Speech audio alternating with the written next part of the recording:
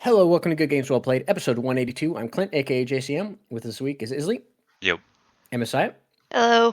and we've got kind of a mixed bag of news this week. We talked last week how it's probably going to be pretty light, considering we got the Game Awards coming up in December. Probably not going to be a lot of big announcements, maybe some leaks prior, but everything will probably be around the games that are currently released, guides on Call of Duty, yada, yada, all that kind of stuff.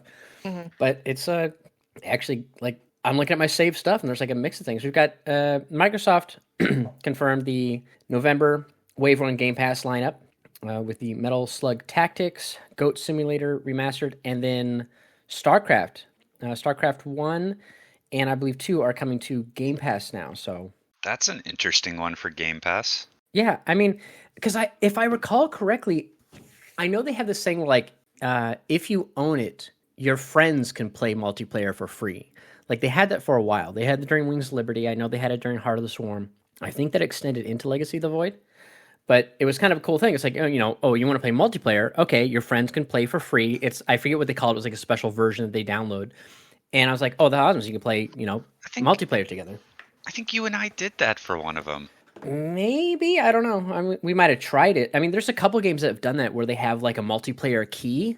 I know Far Cry 4 did that, where that had co-op, and you can get co-op keys that would let your friend play co-op for like a certain amount of time, and you download like that specific SKU off the PlayStation Store and be like, oh, put in the key, it's good, and like you get so many keys. And I thought that was a cool thing too. It's like, oh, it's like essentially a demo with a friend, kind of, and I thought that was kind of cool. Granted, the way the single player progress saved in that game didn't cooperate well with co-op. They didn't have it quite ironed out back then. So it's like if we made a lot of progress on my side, your side wouldn't necessarily get it. But if you just wanted to experience the story, you could do it that way. So, but yeah, it's StarCraft Remastered on PC, of course. StarCraft 2, the campaign collection, and a couple of things. Like I said, Goat Simulator, and then Microsoft Flight Simulator 2024. Of course, will be coming on the 19th. But yeah, nice little things. So the StarCraft ones are.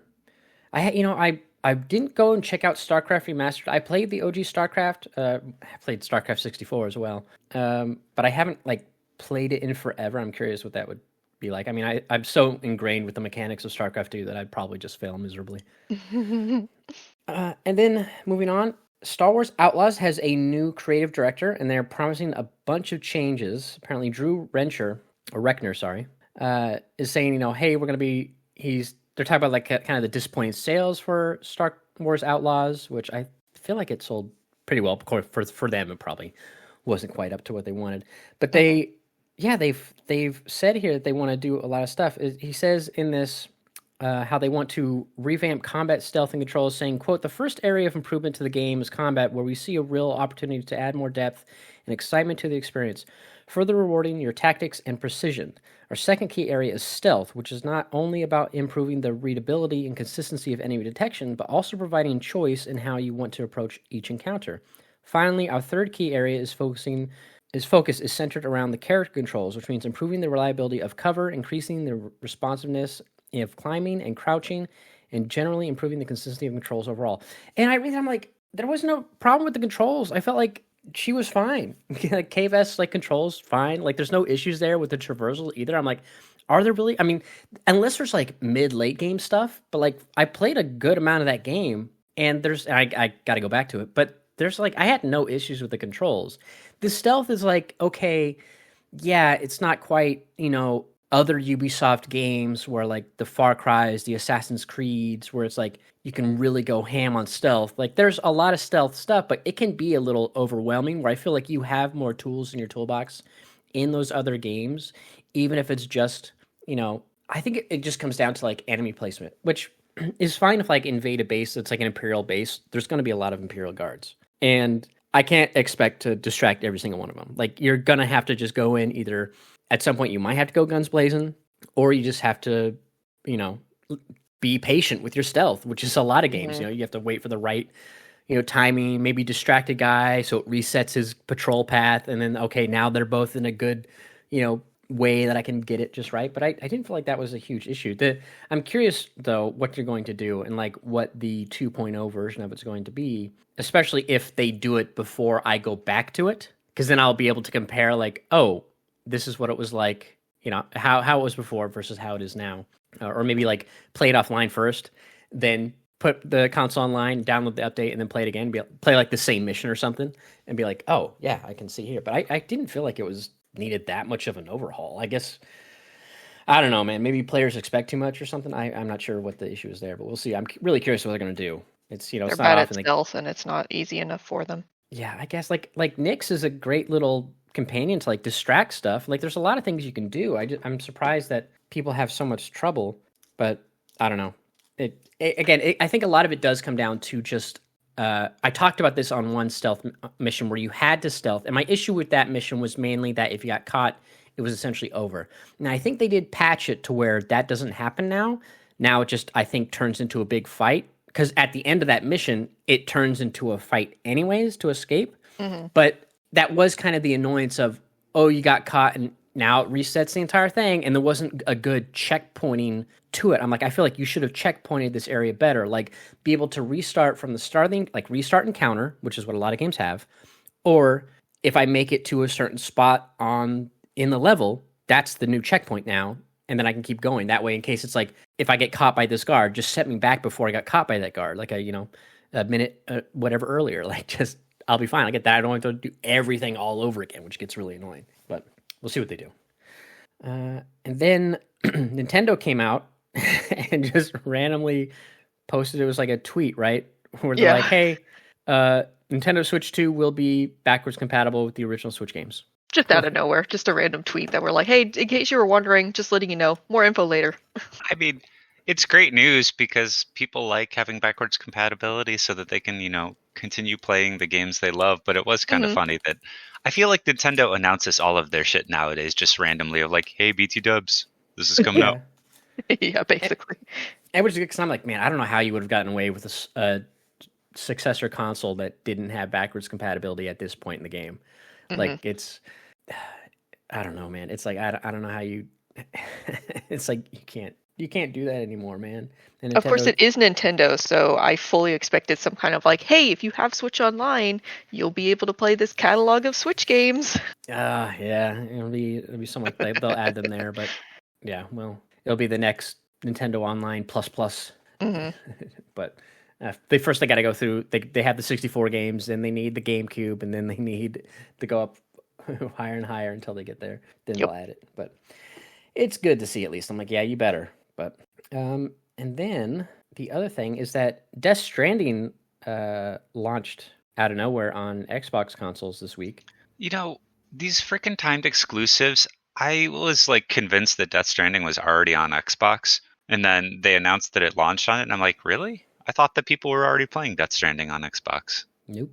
The PC release was kind of the first big deal because like, oh, here we go, PC Death Stranding, and then not on. And I assumed like, okay, maybe that part of that would be because it's using Decima, and then I wasn't sure exactly who controlled the IP, if it was going to be Sony or could you? Because my assumption was, oh, if it's Sony, there won't be a Death Stranding 2. But now there is a Death Stranding 2, and so I'm like, okay, but they do have that, the spiritual successor to Metal Gear in the works, that they're funding, that they're excited about. So I'm assuming that's why. But yeah, they brought it to Xbox consoles, which is cool because it's a director's cut. It's got to be fun to like. It's got to be such an interesting experience too to go back and play it when there's nothing from the community in the world. Because I was thinking, it's like, oh, that'd be kind of cool if there's like cross-platform strands, but there isn't. And I'm curious how many people on Xbox are going to play it because that's going to be pretty barren, man. No one's going to be putting in materials to your highway system. You got to build it just by yourself. I would love that. I told you before, my favorite, or not favorite, but like my biggest wish list improvement for Death Stranding 2 is the ability to turn on only world items from people on your friends list so that you could truly only play in like an isolated world with things that you and your friends have created. Yeah, because you could kind of do that with the Strand contracts, but it would just... you could focus them, but like I didn't want them focused. I wanted everything else off because when I played, like, shit was everywhere. I never once built a bridge. I never once built like a post box. Like honestly, aside from building highways which don't auto-populate necessarily, and repairing highways. I never built anything because it already all existed. Yeah. They just kind of like prioritizes them and say, okay, yeah, we'll bring their stuff over so you see more of their stuff versus other people's. Usually because you have that AOE of buildings allowed. Like you can't have like two bridges near each other. It's like, there's so it'll be like, oh, if your friend has a bridge, we'll load that bridge there. But yeah, I do like that at least the way they kind of gate progress the traversal items you unlock. It's not like you go in there and like, bam, there's zip lines and bridges all over the place. It's like, no, you have to wait until you unlock that thing and you bring the chiral network back online. So at least it's like that. We talked before, like that's something I love. It's like there could be a bunch of shit out there to help you, but you have to complete and get that area online first. So you're always like going into it, figuring out the path. Now it's online. Now the stuff populates with whatever you have currently from your upgrades. It's like, okay, now it's got the stuff to make return trips to that Dropbox like much easier. So I always like that aspect about it. It wasn't like, oh, it's just easy from the jump. Like, no, you still have to work to get the network back online. But yeah, it'd be nice if in, like I said, if in D2, if you can just not have everybody else's stuff and be like, just my friends. That'd be really interesting. Like how Elden Ring has the notes where you can be like, hey, I want to mainly only see notes from this group of people, and here's the password. It's like, oh, it's the Vadi group, it's them, it's you got Fextra Life or whomever, right. You got the Reddit team. Like I like how they kind of did that in there. You still see other stuff. They put that little special ring around it. It's like, oh, and then someone in the group ascended, you get a little bonus. And I thought that method worked out well. I would like more of the Souls mechanics in Death Stranding, essentially. Yeah, but yeah, we'll see. Then moving on, the No Man's Sky PS5 version is getting the PS5 Pro upgrade. They announced some of that as well as some footage. Apparently, the game can be played in 8K resolution at 30 FPS, which is pretty nuts. Digital Foundry said, yeah, it works. It looks great, and it's a steady frame rate. I don't know who has an 8K TV, but no one. But I thought that was pretty interesting. Man, sometimes when they show, I hate when they show shots for that game, when it's like, oh, here's like we got the new fishing update, or we got this update, and it's always like these beautiful planets. I'm like, can you give me the goddamn coordinates for that planet? Because I want to go there, man. That's like the planet that, what's their new game coming out? Oh my god, not Campfire. What is it, Zaya? Where it's just one planet. I don't remember the name of it. Yeah, but I know what you're talking about. The new Explore game. Yeah, it's like the opposite of No Man's Sky. It's like, yes, People's Earth or something. No, it's I can't remember what it's called, man. Yes, People's Earth. Well, it's like, it's something. But anyways, I'm sure I could find it somewhere if I look for it, but I don't have time to dig it. But anyways, like the world in that trailer that we saw for that game looks like really vibrant. Like it's really colorful, really cool. Lots of seasonal areas. It looks like I'm really excited to go and play that game since it's going to be one giant world that we can explore. And granted, No Man's Sky has a lot of giant worlds, but it's like, RNG, and you got specific archetypes for planets. Like, oh, this is a rocky volcanic planet. You're like, okay, I know what I'm getting into. But I see these screenshots of that, just like that planet, like the screenshots in front, like that looks awesome. I want to go to that planet. Like, where in the map is it? Just tell me so I could warp there or something, man. Like, I want to go there. Finding all the rock planets and glass planets. Where's this verdant, overgrown, like lush planet? I guess that's all I gotta look for, right? It's just like a verdant planet, and to like just scan them and see what we got and be like, okay, here we go. Like maybe it's just I'm on like the opposite side of the galaxy. It's over on the other one in like the green zone. You're in the wrong biome. Yeah, I'm like, damn it, I'm in the wrong biome galaxy. But it's called Light No Fire. Light No Fire. There we go. I knew it was something very like camp related, but I kept thinking Last Campfire. I'm like, that's not it. That's a different game entirely. That's what I was thinking too. I was like, it's similar to that because it reminds me of that, and that's what I thought it was going to be, like a similar game to that, but it's more like No Man's Sky. I was like, oh, a cute little guy. But they also did add save transfers. So now you got cross save functionality in No Man's Sky, which is I thought was really cool. Because if it ever comes like, I was like, oh, I guess if I wanted to, and it was like, if I got a Pro and it was like super cheap and just a couple bucks, and I can get it on there, so I could play it on there too if I wanted instead of on PC, and then I can, because it's already got cross play. It's like, oh, cross save would be great if you had it in multiple locations, whatever. Oh, I want to get my PS4 save on PC so I can play my broken ship from the original playthrough. Did you play? Oh, from the original playthrough. Okay, yeah. They also added the Normandy to the game as well from Mass Effect for N7 Day. You can use that if you want. But yeah, it's cool to see that the cross save was there. And then moving on, I saw kind of game related, but Adi Shankar shared that apparently he wanted to do a Dino Crisis anime before he's, I guess did the upcoming DMC show. Like he wanted to do Dino Crisis, but I guess it just didn't go anywhere. I was like, oh man, that'd be kind of cool because like that'd be fun. Anime dinos running around. I don't know what the story. Not as big of a fan base, but that would be super cool. Yeah, I was like, oh, that'd be awesome, but yeah, it's not happening. Unfortunate, but yeah, he tweeted that like the other day talking about it. I thought that was really interesting. You usually never hear about like pitch ideas that don't make it, especially because it's like, oh, we're not going to do that, but we'll shelve it because maybe we'll do it later. Like you see that a lot with video games as well. It's like we don't talk about the games we shelved because we might use aspects of that game in our other games, which is really unfortunate. Like, man, I want to know about that game though. Like, don't tell me the mechanics, but just tell me like what was the story. But so I thought that was funny stuff. And then of course with the PS5 Pro releasing, Baldur's Gate 3 is getting the Pro enhancements, and Larian announced some of that stuff. It now runs at native 4K resolution 30 on the console, and performance mode is upscales from 1440p to 4K, so that's going to look really good at 60. I'm curious how Act 3 runs on the console, but I'm guessing it will run better. And then they had a bunch of other little updates as well for that game. Act 3, by the time they patched it all, ended up kind of running fine. It was really just like the early patch phases where Act 3 was a hot mess. Yeah. Then we also have Sony announcing in I believe it was an investor call, saying that they wanted to release a single player game every year from 2025 onwards. So I'm like, well, that's kind of was always your goal. I don't know why you got to tell that to investors. Just COVID kind of messed everything up. And you ended up releasing, Tilu 2 and Ghost of Tsushima right near each other. But yeah, it's kind of a nothing call, but it's just kind of funny that they're like, yeah, investors, we plan on releasing a single player game every year going forward. It's like, all right, sure. But I think that was probably more just damage control though with Concord. Like they wanted to be like, yeah, by the way, we still plan on doing single player games. We know Concord didn't do well.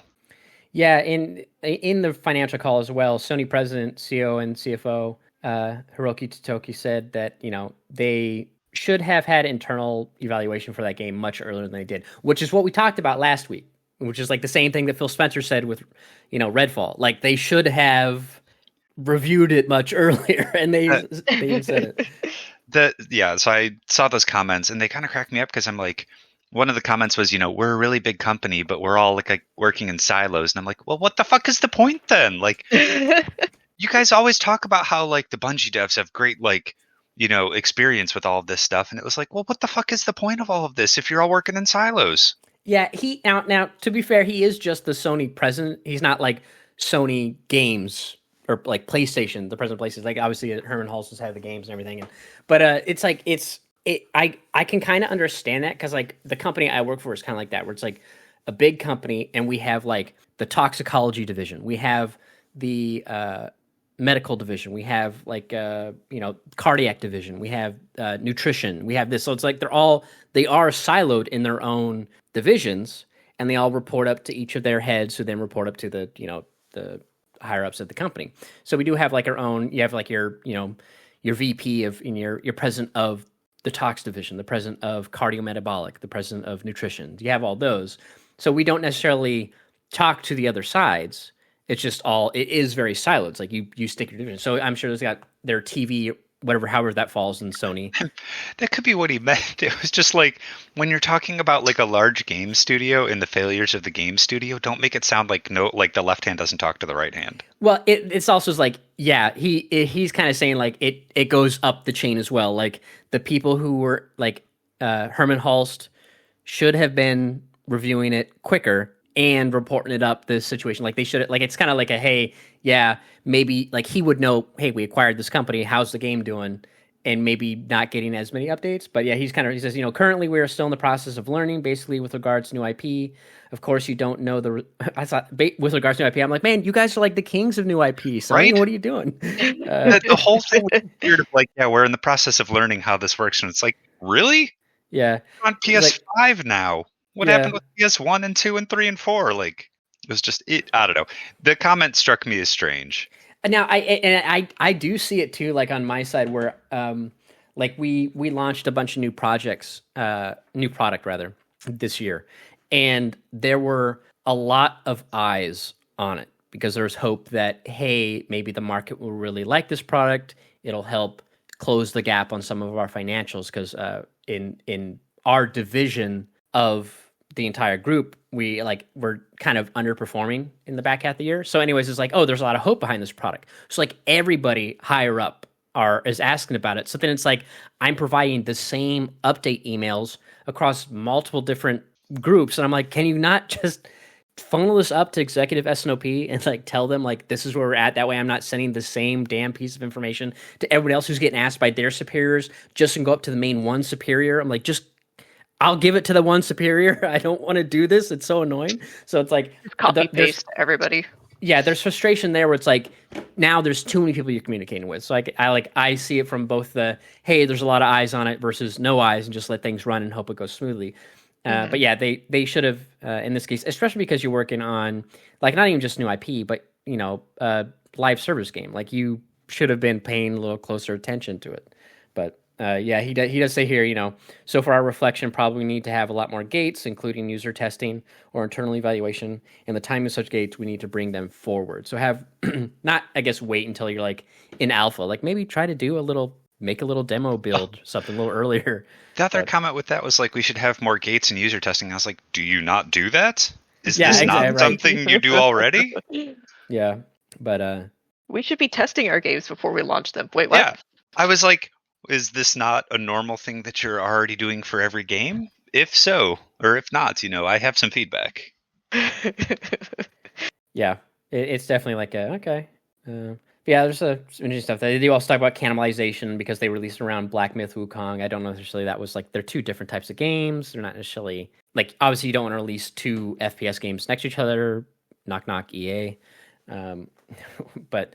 Hey, Black Myth Wukong, Concord, not quite the same. The fact it's a service game that you got to pay for, that's where you should have reevaluated your stuff there. But yeah, I just thought that was interesting coming from the head of Sony. And then the last bit of news, unfortunately, is that Tony Todd passed away this week. Of course, the voice of Venom, amongst many other acting credits. But yeah, I saw that. I was like, oh, damn, man. It's very good in Candyman. Yeah. I like, yeah, he's it's funny because like I didn't watch Candyman as a kid or anything. Like the thing I remember him most for is Final Destination, just being that the mortuary mortician. I was like, what the hell's the word? But he's also in The Rock, and like I remember him from The Rock as well. Like I saw him in that before. He's not one of the main characters; he's a side soldier. But yeah, he's got a lot of credits. But yeah, I was like, damn. That sucks. Because I'm curious, like, well, if Venom comes back in any future, Spider-Man game, which I imagine probably would, who are they going to get to replace him? This is one of those things we talk about a lot where it's like, if you have well-known actors behind your voices, it's like if you have pay disputes, typically you'll have, and then you recast to someone else, like Jennifer Hale, or, tragically someone passes away. It's like, what do you do? Like with Lance Reddick, they like, okay, we're not going to sunset the character. We'll bring him back, but we're going to hire Keith David to do the voice. So I'm curious what they'll do for Venom. If they bring back, I mean, they don't necessarily have to write him back in, but if they did have like a Nolan, Dark Knight trilogy thing where he would have been involved in Spider-Man 3, but now you got to kind of take him out because it's like, okay, we'll rewrite the story, and it's like, oh, well, what would it have been like if he had shown up? But yeah, unfortunate news. But yeah, that's it for the stuff. Like I said, it was kind of just a big mixed bag of a bunch of stuff. There were some other things I missed on here that I didn't touch base on. Some odd things I saw, like Private Division was sold to an unknown buyer. Like 2, just shuttered 2 of its studios and they just sold Private Division, but they don't say who they sold it to. They're just like, okay, there's just a new buyer. I'm like, okay, but who bought them? But I thought that had to be like public information. I guess if it's private buyer, it means it's just like not a company. yeah, I mean, I guess Just an investor. I mean, it depends on, I guess, maybe where they're being sold. Like who, I wonder where was Private Division headquartered at? Like, is it like the rules for the country they're in, like, is different? But yeah, or is it like, hey, it's private now until everything goes through and all the paperwork is signed. You know what I mean? Oh. Like the leaks of, hey, so Microsoft wants to buy Activision. And then it's like before they officially announce, like, hey, this is what we're doing. like, you need to, like, we're going to sell them. Let's finalize this paperwork, then you can announce, kind of situation. Like how, or like how, lottery winners can be anonymous. So people don't try to take them out. No. But yeah, just interesting. I was like, what the hell is that? I'm like, all right, sure. But yep, that's it for the news. We'll go ahead and jump into what we've been playing. So I saw you were still just in FF this week, still just prepping for the update. Yep, getting ready for the patch. I decided I really, really wanted to do the Vanadil raid on Red Mage because it felt appropriate. But I haven't been gearing Red Mage. I've just been gearing Reaper and Dancer, so I had to do a lot of tome farming to get my gear up. So, but that's ready to go. I finished the Arcadian raids. I don't know why I didn't finish them. I just got to the last one and was like, yeah, I'm good. I'm scared. It looks scary. But I finished those, so I am pretty much all caught up and ready to go for the Vanadil raid. Nice. You playing anything else on the side or just kind of focusing on FF? Not really. I mean, playing Honkai Star Rail still. I play that just when I'm not home, basically, or if I'm just feeling like doing that instead of 14. But I don't really have anything else going as far as like retro games or Switch games or anything like that. The Sea of Stars update is coming out, I think, this week. It might be the same day as the patch. I didn't know they were doing an update. Yeah, they're adding a free DLC and they're adding like a not split screen, but like couch co-op. So each player will be able to control either I forgot their names. One of the 2 main characters. Well, that's fun. Yeah, so I'm definitely going to play that. I think that's the same day as the patch, but I think that's okay because we're not actually going to do the Vanadil raid patch night. I think we're going to wait until Friday and do it with a bunch of our other friends, but we'll see. It's not related to Honkai Star Rail, but you saying that reminded me. I was browsing. Oh, it's like a cosplayer who was like, oh, they started posting a bunch of their cosplay stuff ahead of the Arcane reveal because now everybody cosplayer is doing all Arcane now because Arcane season 2. But they post like, oh, this Nikki game or whatever, and then I was like, they're like, oh, we're streaming it, and like because I follow them there, like they popped up my recommends on Twitch, and I watched them. They're playing that Goddess of Victory Nikkei game, and I'm like, yeah. Is this is a game? Like it's like the description is it's a third-person shooter action role-playing game developed by South Korean developer Shift Up. And I watched, I'm like, it's just a cover shooter. It's a look at the booty shooty where it just got jiggle physics every time they're sniping people in the distance. I'm like, that's exactly what it is. The Nikki games are so weird. The very first like 2 Nikki games that came out were like dress-up games, but then the story just like shot off into infinity, and so now they have the newest one that came out was Infinity Nikki, and it's proposed as like an open world dress-up game or whatever, but there's also combat in it. That was at a showcase. Sarah Pozorski was excited about that. She was talking about it on MinMax. But yeah, I saw this game. I was like, I'm like, this is a mobile game, right? Like, it looks like a mobile game. No, but I guess it released on Windows as well. I'm like, okay, I guess. I low-key want to get into them because I want to know how it got from where it started to where it is now. I want to know the journey. Yeah, how did it go from the very first one to, yo, I gotta wear this skimpy underwear and then shoot these tanks in the distance and take them out because we're at war. But look at my butt. I've been working on my glutes. It's so silly. Like, I don't know, man. It looks like one of those ads you see, some like those mobile game ads were like really bad, where it's like, the mom and kids freezing outside and they can't get in the door, and then you got help the soldier get his number higher so we can fight the big monster. It's like these weird mobile games that aren't at all what they turn out to be if you play them. It looks like one of those, but yeah, it was like they were streaming like, okay, and like bouncing back and forth between different characters. And I was like, all right, I mean, maybe like because it's a mobile game, sometimes mobile games do have like that fun. There is a certain fun factor you can hit with a mobile game, even if it's simple, and like it could have that. And now it's like, oh, but we put like this nice coating on it, so it's better to look at. Don't play it at work, but it's better to look at. So it's like maybe it's got a fun gameplay loop, and also they jiggle. Yeah, maybe it's yeah, it's that jiggly fun. It's like, okay, go for it, But I just thought it was an interesting game. But anyways, enough of that. Isli, what have you been playing? Yeah, I know last week we talked about we talked about Silent Hill because you got the platinum. But are you on anything new? Yeah, so I went back and I played through Separate Ways, which I had started last week, but have now finished. Which I really enjoyed Separate Ways. It was it's entirely an action game. But I was in the mood for finishing up DLC, so I was like, well, I've got Separate Ways and I've got the Alan Wake DLC, and it's still kind of tail end of Halloween. It's after Halloween, but it's good spooky time to play through things. So yeah, I played Separate Ways. I enjoyed it. It's a great DLC. It's kind of a short experience. It's more action focused than, the tail end of Resident Evil 4 is pretty action focused, and Separate Ways kind of starts being that action focused right from the get-go. So very much action horror and not, stealth survival horror. But they expanded on the story of Ada and Wesker and Luis and pretty much the entire cast in a way that I really enjoyed, more so than the original Resident Evil. And the story editions make a lot of sense. And I don't know, they really kind of cement Resident Evil 4 Remake, for me at least, as the better version of the two games, which I feel like that doesn't happen very often, but then, Dead Space and Resident Evil, both back to back, and both were phenomenal. So yeah, beat that. Really enjoyed it. A lot of fun. Highly recommend anyone play it. It was also fairly cheap. I think it's like $10 on PlayStation. And now I'm debating what to play next, whether I go into Alan Wake or, God, I don't know. I feel like I need some game now. The microwave. Yep, that's my cornbread.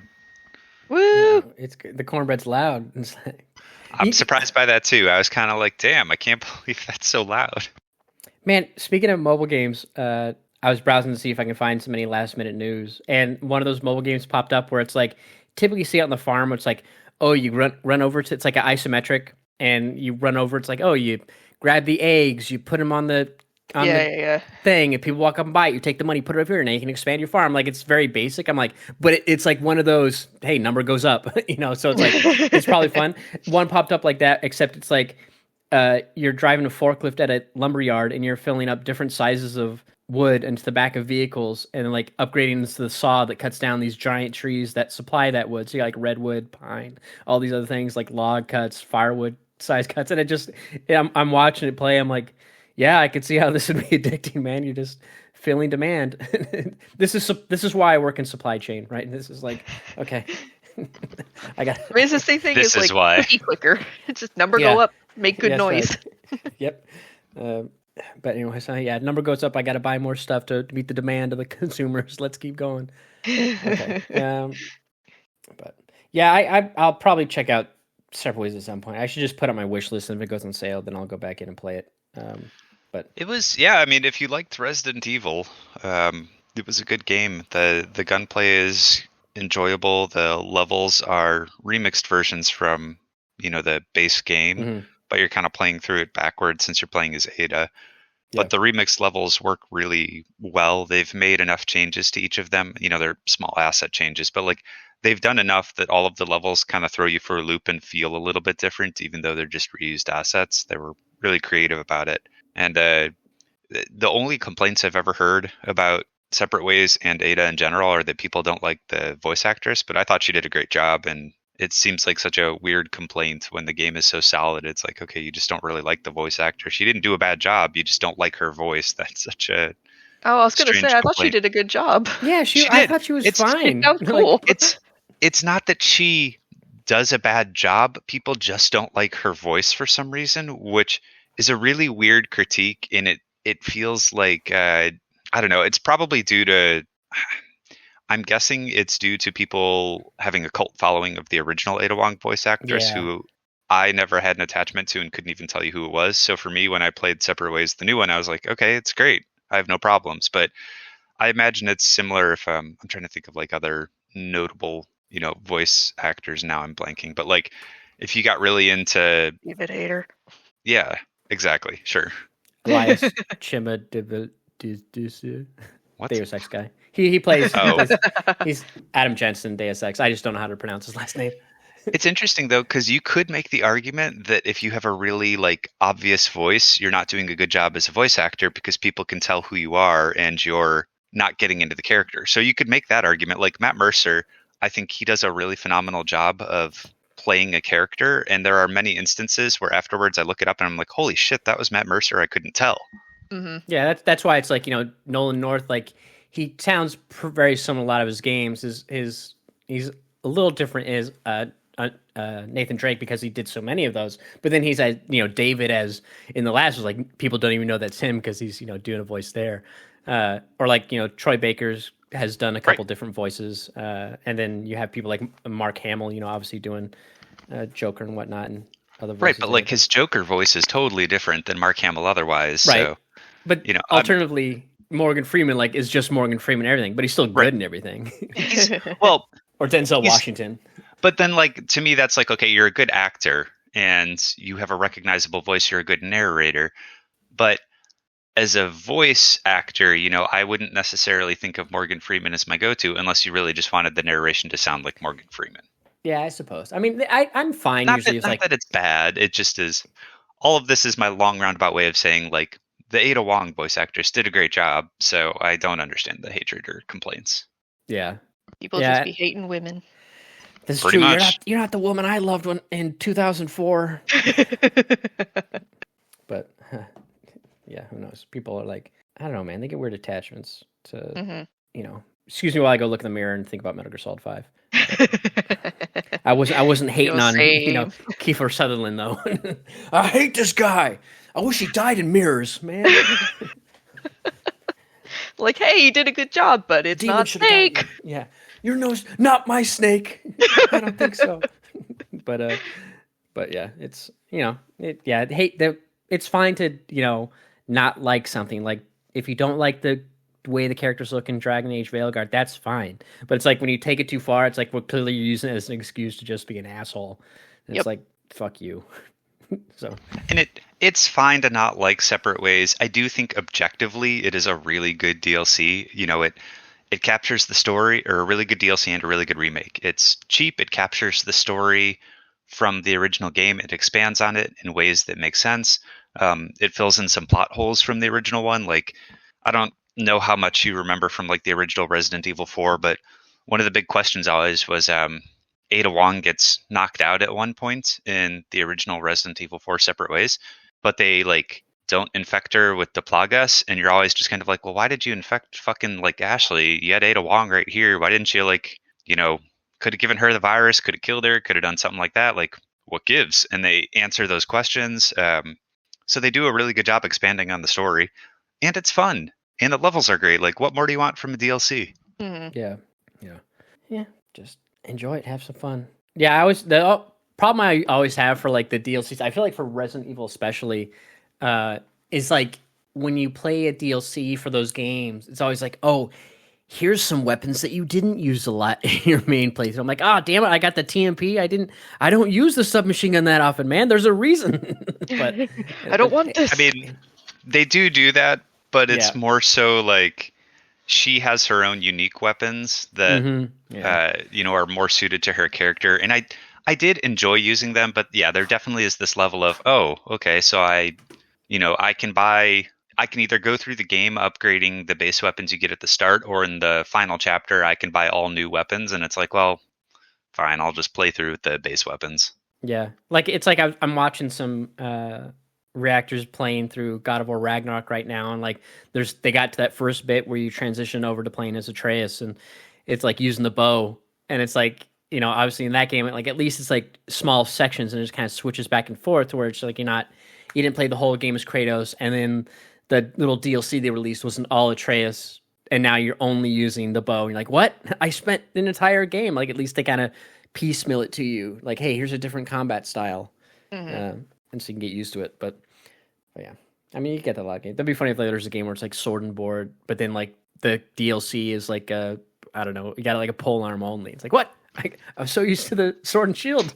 I can use the other weapon. I don't know what I'm doing. But yeah, I forget where I was. I finished Dredge, right? Yeah, but by the time we recorded last podcast. Yeah, I don't know if you talked about it, but you definitely finished it because I watched you finish it on stream. Yeah, I guess I could look at my VOD list and see if it was on there, but oh my god, music was too loud. But yeah, if I didn't mention that, then I did finish Dredge. When was the last podcast recorded? That was the 3rd.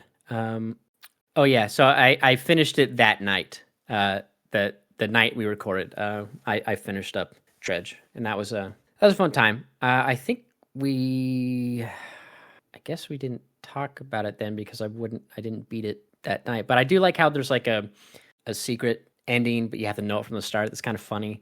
But I don't know if I would replay that game again just to do that, because like you do have to do a lot of stuff to upgrade your ship, and I wouldn't want to do it as like a speed run, 1 HP, no vigor, no hit run. I don't need to do that for Dredge. But you don't want a hardcore speed run the fishing game? Yeah, no, I don't need to do that. But I love that game because like I like, because of the Lovecraftian nature of it. Like I love making I made all of my video titles and most of my stream ones on YouTube all Bloodborne related, but with fish. So, like it's like we are born of the fish, made men by the fish, undone by the fish. Our gills are yet to open. Fear the old fish. Yeah. You were having fun with those titles. I know. I saw that. I was like, "What is he doing?" A fisherman is a fisherman, even in a dream. What terrible things lurk deep within the frames of fish? Like, it was just I like doing that because it was so funny. I was like, oh, this is so. I just pictured you behind the scenes, just being like, I thought of a great pun for tonight. Well, because like they just came so easily. Like, oh, I could easily make this Bloodborne, like, but just with fish. Like, it was quick. But yeah, I beat Bloodborne, that. Bloodborne, but with fish. That's still just normal Bloodborne. It's just the DLC, right? Yeah. But yeah, it was a good time. And then after that, I played Mouthwashing, which was a game that came out in September. Indie PC game, short game. I beat it in like 2 hours and maybe 10 minutes or something. But it's like this old PS1 kind of style first-person game. Very spooky. Like, the opening bits were way scarier than the sum of Silent Hill 2.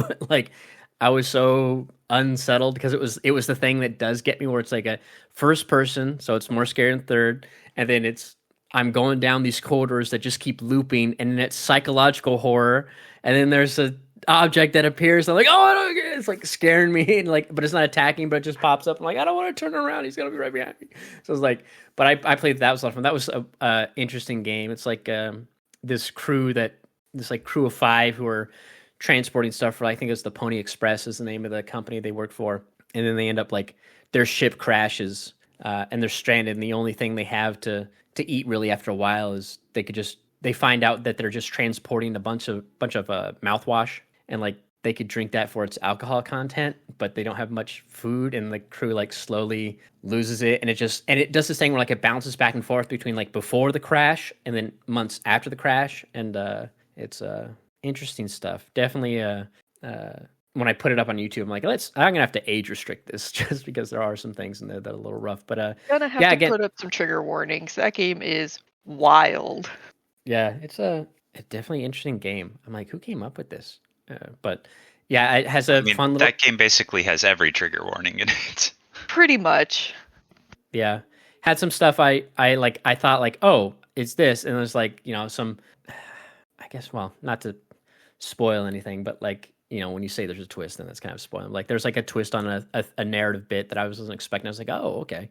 But yeah, it was I enjoyed it. There's like this one spot where you're being chased by something that's invisible, and it's like really loud and thundering, and like, what the hell? And like, you just can't move or make any noise, but you're walking on like a metal catwalk, and it's just like, I'm looking for something, and it just keeps running back and forth. I'm like, don't move, and it's like the the base of it running and stopping right next to me, like sometimes because like the path it runs is random, would be like so scary. I never got caught, and I was always curious what happens like if you die there, but I never tested. But that was it was a fun time. I enjoyed the overall experience. Like I said, a lot more scary than Silent Hill was. I wish I had played that back on like a Halloween night. Would have been good for that one, but I was playing Dredge. And then after I beat that, I went and started Tunic. It was free on PlayStation Plus at some point, so I had it in my library. So I installed that, and I've been streaming Tunic the past couple of nights. I'm pretty far. I mean, I played.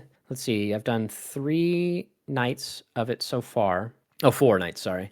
And I guess without spoiling stuff, I'm in the swamp.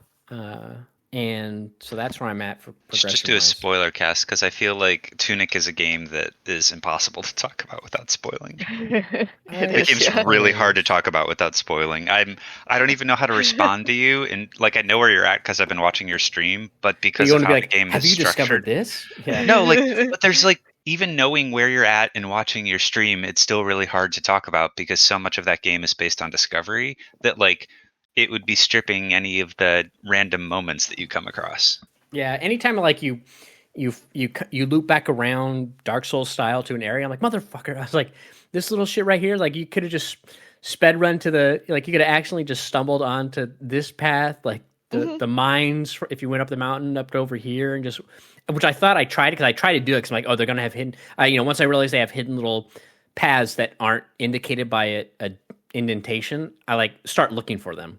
And I'm like, I always look for them. I'm like, oh, well, I guess there's none here. It's just like maybe I was off by a pixel, or maybe the camera, because on the mountain the camera rotates when you come up from the side or go down the path. So I'm thinking maybe the camera purposefully didn't rotate, but you could still do it just without the camera rotation. Maybe that's why I didn't find her something. But I think that's like the one safe commentary I can give until you get further is I really like how Tunic handles the camera and hidden paths and items that are all they're all like there. You don't know about them. Yeah, or like I find a path. I'm like, oh, there was one behind this waterfall the whole time. Like, okay, well, now I got the waterfall path. Or like, there's this one chest in the first area that I still haven't gotten. It's just looking at me, laughing the whole time. I think I got it once right before I got to the swamp. I was able to. I think I got it there, maybe. Or no, it's still there, laughing at me. But I like the idea of, it's slowly doling out stuff to you as you find the manual and piece it together. Like, why ain't this kid reading the manual before they play the game? Like, that's the point of the manual, right? Unless it is just a garage sale find. But yeah, it's like there are some things though I feel like don't need to be obfuscated by the manual only. Like some things I do like the not really smart, but like the praying. Like, okay, that's cool. But like leveling up, I'm like, you didn't have to hide that from the start. But okay, gotta figure it out. But none of it is like, I don't know. It tells hidden? You because like none of it is hidden.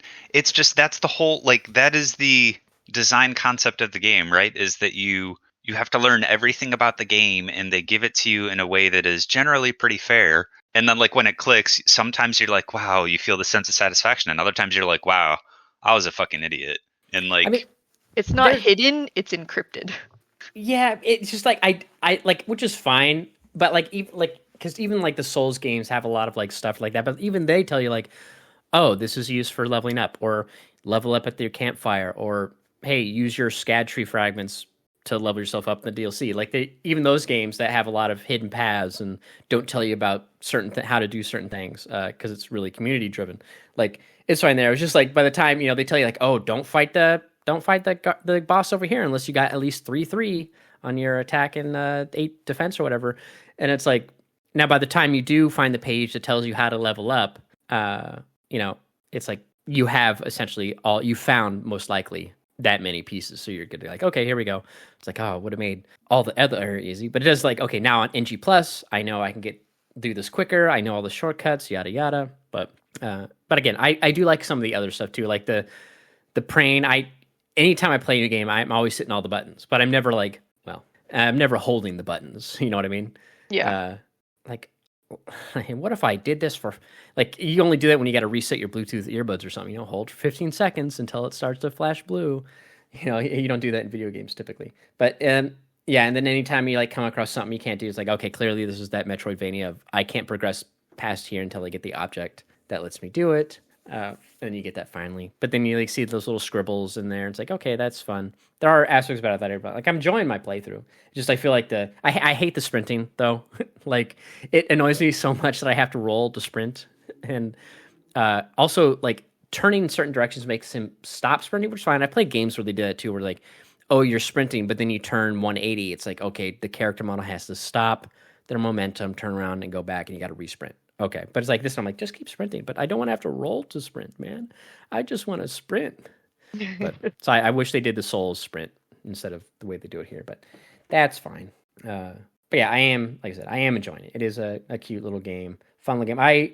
The big robot spider boss was annoying just because like the first couple times I'd fight him, like he just would move too much, like Elden Beast, and it was just like so obnoxious. I'm like, okay, this is just annoying because I'm just running around taking a wide berth to dodge all the stuff, and it's like, okay, now I can get in there and hit him. It's like, all right, but and then the librarian wasn't as bad. It's just like if you had the bad RNG of, oh, they're not summoning shadows to give you more magic back, so you can actually shoot them since they stay floating away so far from the arena. That could be really annoying. It's like, you just got bad RNG. They didn't do it. But that was a better fight. And then the other fight, the underground fight, I liked a lot more. I one-shot that one. That was a lot more fun. Because like, okay, all the mechanics are here. We're all in the same playing field. You got these obstacles. Let's go. I like that one a lot. So I'm curious how any of the other fights will go. But yep, I'm enjoying that. And I put the no backseating tag on Twitch so people don't say anything. But I know, I feel bad. I'm like in your chat watching, but I don't want to say anything because literally anything I could say might be a spoiler, and I'm just like, it's so hard. Smile emoji. I was there the other day when you're doing that, and you can't even respond in the like negative or something because everything gives something away. Yeah, anytime I'll speculate about something, and Zai just hits me with the emoji. Like Spoilers, not spoilers. Yep. Yeah, that's right. I mean, and I'm like waiting for you to ask the right question so that I could say yes or no. Well, like when I figured out the +2 level for the firecracker, I'm like, okay, I figured this out, and I just confirm. Yeah. I get the confirmation, like, okay, this is what's driving it. And then because that early on, it's like I don't know how I'm getting the +1, and then like I figured out like, okay, this is what must be doing it. And then eventually they do say it in the manual, but I don't know when I picked up the manual that says that. I think maybe it translates maybe once you finally do it a couple times, and it's like, okay, you've done it. Now we'll give you the positive feedback of what it is if you actually go back and take your time to read through the manual. But I figured it out before I saw it in there, so I'm curious what the rates are, if it's the same for every item or if it's different because you don't get as many firebombs as you do the firecrackers. So I have +3 firecrackers, but I don't have any for the firebombs, and I have +1 on the ice bomb. But then it's like I've also used a bunch of the blueberries, and I'm curious like if it's only throwables, and like if there's an online like, oh, you have to throw 5 firecrackers and then you get +1, and it's like then you need to throw 10 firecrackers. Like what's the rate for each tier? Because then it's like, oh, could I farm, like, is one of the speed run methods to farm just buy firecrackers from the vendor and then spam them so you can get them. That way, if you fail a run later, it makes something easier. So, I don't know. But the vendor's really funny because that was like the first time I walked into that building, like, Lord Nito pops up and I'm like, oh, get out of here. And I'm like, I just ran away. And then later when I got the lantern, I'm like, I'm going to go back and face my fears. And then he's just like, hey, what are you buying? And I'm like, oh, shit. It's just a chill little dude. And I'm like, oh, I'm so sorry I ran away from you screaming earlier. Yeah, my bad. There's a lot of games recently that have that whole, like, religion thing going on. But then there's, like, advanced technology underground. Like, Chances Sonar has that. And then this. And then a couple of the games I played, I'm not going to spoil. Well, they have that where it's like, oh, there's, like, more stuff, high tech stuff going on that could be like bastardizing the old ways or doing something. But it's like I'm surprised at how it seems like a lot of indie games, especially over the past couple of years, have had that as like the motif or theme. But yeah, I'm looking forward to playing more of it. Yeah, it is a fun little game. I like it. I got to figure out how to get the music thing so I could figure out how to sing to those birdies so they stop running away. It is a fun one. I like that game a lot. So that good. game was I think Zai and I talked about this on one of the casts when we had both played it, but like that's one of those games where after you beat it once, the second experience is never going to be quite the same as the first one, and it's such a cool first experience. Yep. Yeah. Mm-hmm. Yeah, there was a guy that popped in chat. First time chatter was just like they just beat it, and their friends watched them play it without laughing or not giving any clues. And while he struggled, he's like, "And now I just want to watch other people play." I'm like, "Yeah, it's like." I was like, "Yeah, it's like Liza P, man. Once I platinum that, it's like I need more of it, so I gotta watch other people do it." It's like, and the other game I had mentioned that I haven't really gone. I only watched like one person play it. Like, is Viewfinder. Like once I beat Viewfinder, I was like, "Oh man, I want to watch other people play this because it's a puzzle game." And I'm really curious how other people's minds work solving these puzzles. Like something like Talos Principle, it's the same solution for everything. Yeah. How quickly they solve it is one thing. Or like The Witness, it's the same solution, just how quickly do you solve it? Where this is like, yeah, there's an objective, get from here to there. How you get there can be done while you use the same mechanic, how to get there can be done differently. And not necessarily all in the exact same way. There are a couple puzzles that are like, it has to be done this way, especially when they start introducing some new mechanics. Those first couple times, like it needs to be done this way to teach you. But some of those mid ones, I'm like, I really want to watch people solve this because I'm like, ooh, this is a good game for that. And I've only watched like I think someone play it once. I haven't gone back to see if anybody plays it. And it's funny, like I get like there were some people playing Tunic. Last night there was a lot. The night before, no one. It was just me. And then, but yeah, a lot of VTubers were playing it. A lot of VTubers were playing Dredge too when I was playing that. I feel like a lot of VTubers are playing the indie titles, going through. But yeah, good times. Don't know what I'll play after that. I think I gotta. Oh shit, it's the 10th. I gotta get that DLC for Dredge because I think that stops being on sale tomorrow. So I should add that to my library because I do want to play that DLC at some point. And then I don't know what I'm gonna play after Tunic. I gotta figure that out. I'm just trying to see on Steam. I know Pacific Drive has been on sale for a while. I've been wanting to play that. We talked about a lot on Discord, like if it has gotten enough patches, and it's been patched quite a bit since its release. I know it was kind of buggy, and then the Space DLC for Space Age for Factorio came out earlier, but it's a paid DLC. I think it's like $30, and I haven't picked that up yet because it's like in order to play the DLC, you have to go to space, and I'm not necessarily the most efficient right now to get back to space. Like I've hardly ever gone to space and auction not included, and that's like one of the main things. Like I just build a base and get like hundreds of cycles and don't go to space and just have fun doing that. So it's like I don't even know if I have my old save for Factorio still where I did go to space and maybe load that up and do it. But I'm like, I kind of want to just play fresh, get there, and then do that. But I'm like, we'll see. That's a very involved and complicated game. But yeah, gotta figure out what to do after this.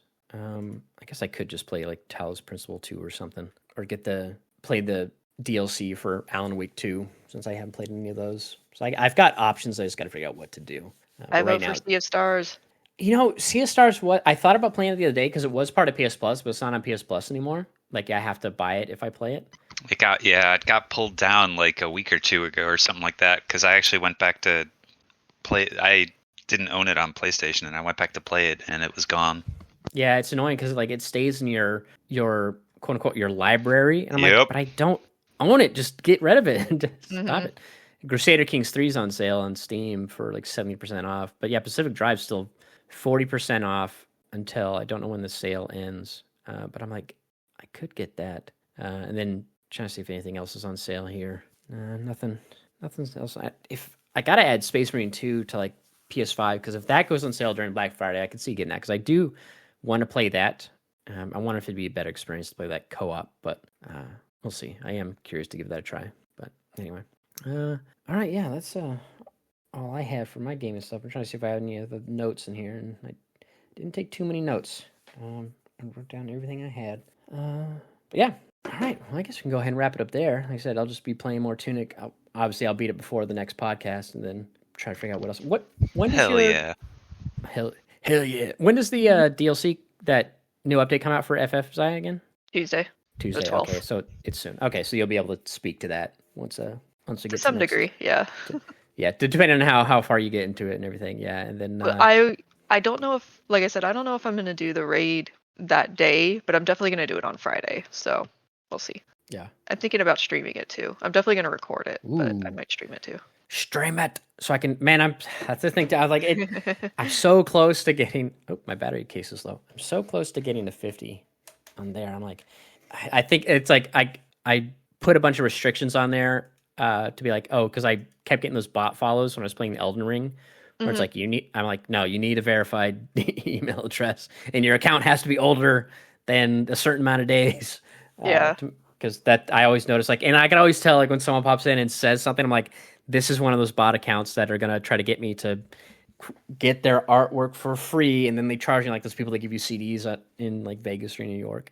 Like, you're just trying to get me to pay for a service. And I can always, yeah, it's like I know where this is going, especially if they say they play COD, because that's the script, is that they watch whatever you're playing, but normally they play Call of Duty. That's what they always say. And I'm like, nah, I call cap on your thumbnail. You're like, yeah, okay, man, whatever. Yeah, I don't think so. Your account was created a couple weeks ago. I don't know about that, but anyways, I'm so close to 50. I'm just like, I'm getting there. I'm also, it's interesting. Like, I put all my VODs for, like I said, for Dredge on YouTube. It's curious, like, which ones I put them all, but like what hits and what doesn't. Or like some that'll randomly get. Oh, you know what it is? I bet it's probably people looking for, because I get the same thing for Silent Hill, where like I'll have like my third VOD for that has like a bunch of views, but then it's like not so much for the next one. So it's like, I think it's people looking for, because I do this too, where, you know, someone plays, it's like there's a section like, oh, I want to see how so-and-so acted or reacted to this. Like, I'm doing that in the God of War playthroughs I'm watching, where like I just kind of scrub through for certain moments to see how they react. I don't watch like the whole VOD of God of War, and I could see that for like that, right? Just kind of like, oh, this is like Northern Lion. It's like I'll just scrub through and watch them react to something, so that they could be looking for like, oh, here's that moment. I guess if I looked at the analytics, maybe I'd see like the highest bits. But anyways, but yeah, that'll go ahead and wrap it up. Thank you all for tuning and listening. Thank you, Isli. Thank you, Zad, for joining. Yep. And we'll see you all next time. Later. Bye.